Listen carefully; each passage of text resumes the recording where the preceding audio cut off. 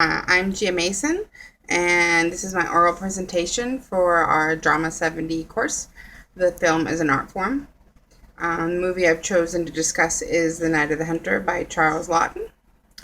I'm not very good at making videos. The first YouTube video I ever posted was last week just for practice, so please bear with me. I couldn't quite figure out how to do voiceovers, so I just did a PowerPoint, and I'm going to record it this way. I'll be analyzing the cinematography and the various moods that were created at the direction of Laughton. So here we go.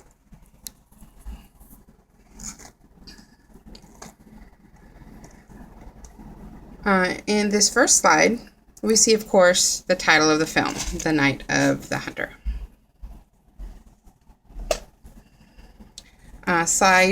In this slide, we see Rachel for the first time. She's reading Bible passages to small children and sets the tone for the movie by warning to beware of false prophets.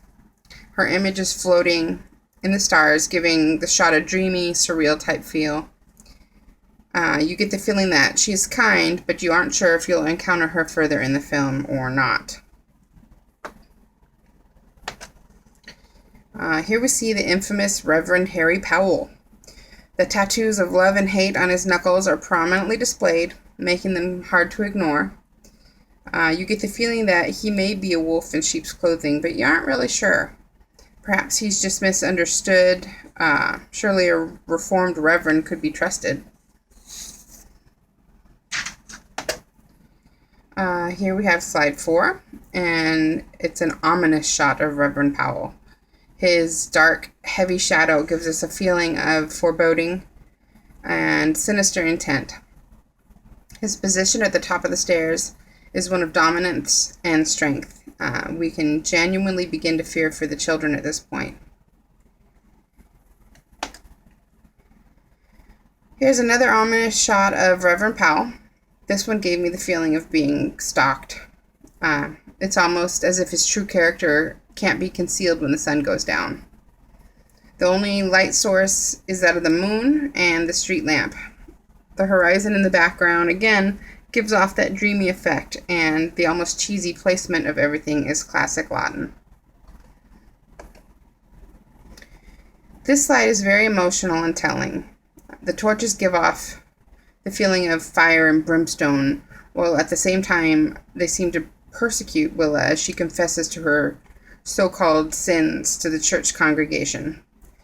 The scene is shot at night rather than in a normal Sunday morning church gathering, giving it a cult-like feel. She's in a righteous and almost manic state after being emotionally and sexually shamed by her new husband. The Reverend Powell looks on, pleased that he has complete control over her. Here's the same scene, but Willa seems to be pleading for forgiveness while the approving Reverend looks on.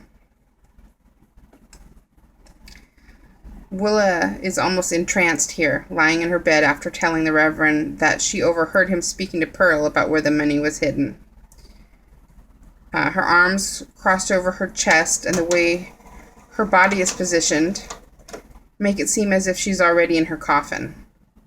She's too far gone at this point to help herself or the children. She peacefully resigns herself to madness and her fate. Now, this scene is probably my favorite scene of the entire movie. The mise-en-scene is set up so beautifully. Willa in her giant bed gives us the knowledge that she's alone in her marriage. The vaulted ceilings give the room a church-like feel, and the backlighting adds drama and intensity to the moment. The room seems impossibly tiny, as does the door. The Reverend, reaching his hand out to the heavens in a twisted, tormented question, is soon answered as he raises to the bed. Here's Willa's end. She looks at her destiny with nothing but peace and madness. We know she has no plans to fight back. She's just laying there passively. In Willa's eyes, this is God's will, all thanks to the Reverend. We can see the killing lust in the Reverend's eyes. We can feel that the knife is very comfortable and eager in his hand. In this shot, the mise-en-scene is very simple yet effective. We see John and Pearl very vulnerable and alone. The empty chair conveys this message to us on a subconscious level. We can feel that the children are the prey and the predator is near, and we fear for the children. Here's another one of my favorite shots. The children are hiding in the basement, and the Reverend is calling out to them in his creepy southern drawl. As he approaches the house to look for them, the camera zooms in on the Reverend and then proceeds to become smaller until it pinpoints where the children are, almost revealing them. We feel at this moment that this is where the children will meet their fate. Another brilliant shot displaying the Reverend Powell's dominance over the children.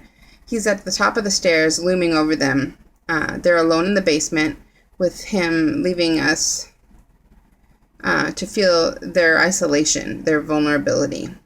They are so small, and he is so big. How can they possibly survive? Here the children make a break for it. I thought the distance of the stairs paired with the steep wall made it seem as if there were no way they could get out in time. And John having to help Pearl with every step is maddening, as everyone's on the edge of their seat hoping they can get to the top before the Reverend catches them. At last, John and Pearl have finally made their way to safety, at least for the time being. The beautifully surreal shot of the skiff seen through a spiderweb reminds us that they're still not out of danger. They have not escaped the spider's trap. This is another of my favorite shots. A weary John wakes up after he and Pearl spend their first night on land, only to see the evil Reverend on the road, singing his hymns nonchalantly as he trots down the road.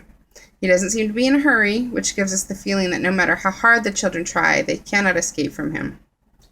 The children are utterly alone and helpless. Here we see the first adult standing up for the children, believing them, protecting them.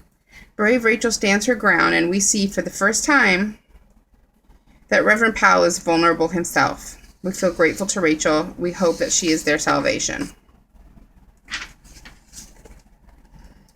This shot is of Rachel in profile. Brave Rachel with her gun, holding an all-night vigil to keep her flock safe from harm. We fear for her. We know that the Reverend Powell is an evil, sly man, and we hope that she remains safe. This shot is very telling. The way that Rachel sits with her gun, the way that every one of the children are looking up at her, save for John. She's their protector, and she is their mother. I really loved this scene. A happy John puts together a makeshift Christmas present for Rachel. It's an apple, just like the apple she gave him the night he began to trust her. It solidifies that John has found his mother and that he and Pearl are finally safe from the villainous Reverend Powell.